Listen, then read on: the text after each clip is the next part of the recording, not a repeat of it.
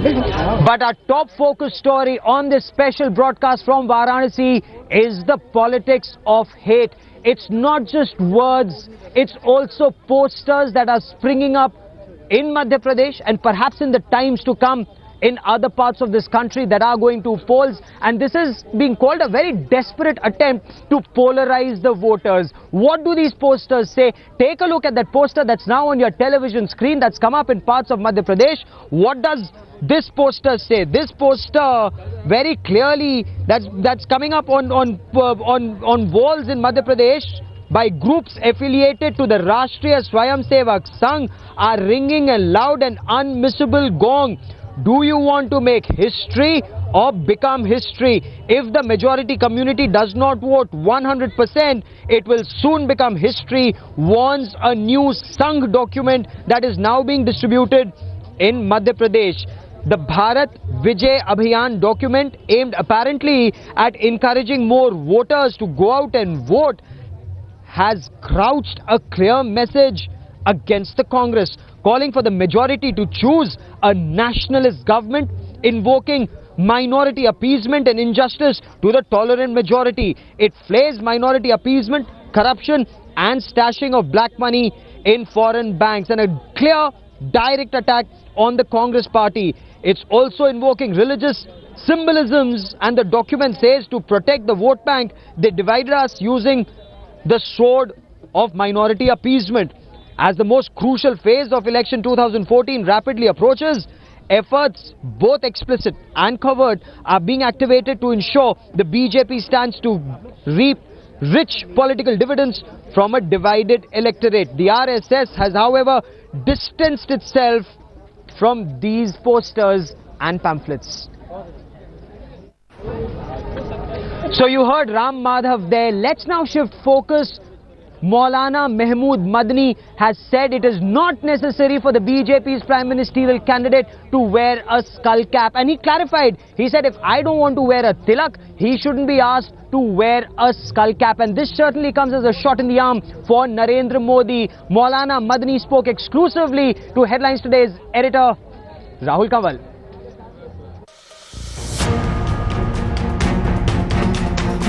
Pictures that opponents of BJP's PM nominee keep invoking to target him.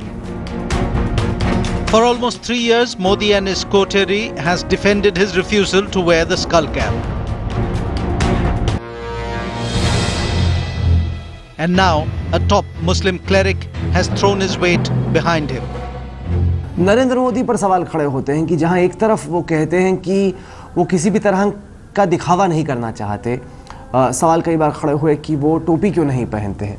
तो मैं तो इसको बिल्कुल बुरा नहीं समझता। तो आप कह रहे हैं कि अगर टोपी ना पहने तो इसमें बिल्कुल कोई बुराई नहीं किसी के भी, बल्कि मैं कहता हूं जो लोग टोपी ओढ़कर मुसलमानों को टोपी पहनाने की कोशिश करते हैं, मैं तो उनसे हाथ जोड़ के माफी मांगना चाहता हूं, भाई ये काम। The endorsement of his stance from General Secretary of Jamaat Ulema-e-Hind has come as a huge boost for Modi. And it comes right before the crucial 6th phase of elections is about to unfold. But Madni's remark has not capped the controversy, only added more fuel to the fire. अब टोपी का विवाद को खत्म हो जाना चाहिए और देश हित और राष्ट्र हित की बात होना चाहिए। भारत के भाग्य दाता मेरे भाइयों और बहनों।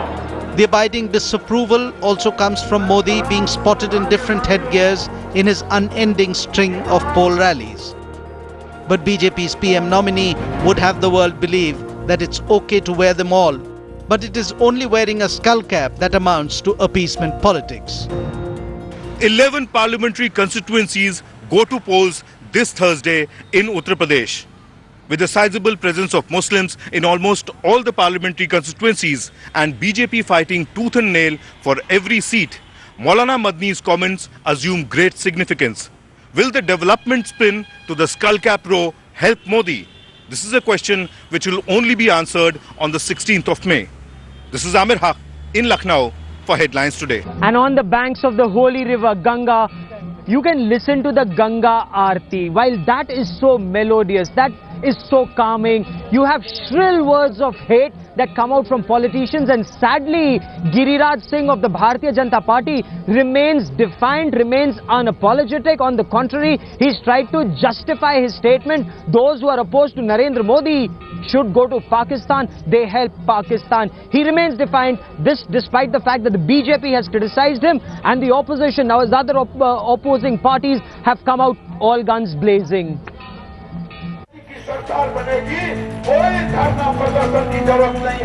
Despite an FIR against him by the Jharkhand police, BJP leader Giriraj Kishore remained defiant over his inflammatory comment that those opposing Modi should go to Pakistan. जो लोग नरेंद्र मोदी को रोकने की कोशिश कर रहे हैं, वे वही लोग हैं जो पाकिस्तान परस्त हैं. Giriraj has been booked under various laws including the Representation of People's Act. The BJP has disowned Giriraj's comment, which was made on the stage in the presence of former party president Nitin Gadkari. But the party's rivals and even its own allies are demanding much stronger action. With legal action against Giriraj and all-round condemnation from all political parties, the onus is now on the BJP to walk the talk on reining in Giriraj Kishore. Bureau reports, headlines today.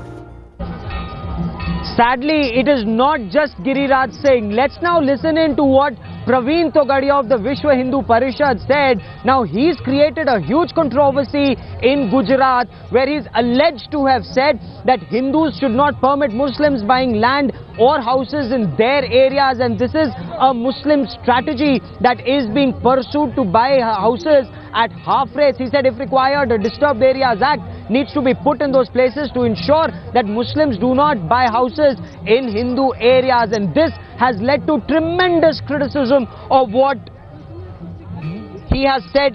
Praveen Togadia has said in Bhavnagar.